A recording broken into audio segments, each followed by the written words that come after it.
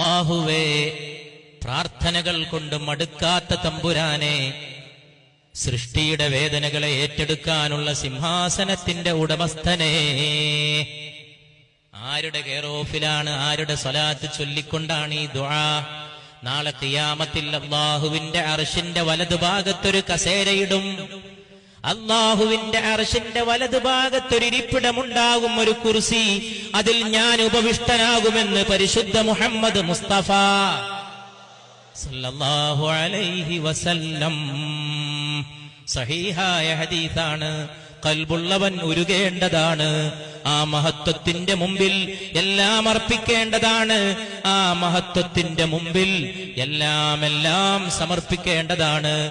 നാളെ അല്ലാഹുവിന്റെ അർശിന്റെ വലതുഭാഗത്തൊരു ഇരിപ്പിടം നൽകപ്പെടും. ഞാൻ ആ ഇരിപ്പിടത്തിൽ ഉപവിഷ്ടനാകും. അർശിന്റെ വലതുഭാഗത്തൊരു കുർസി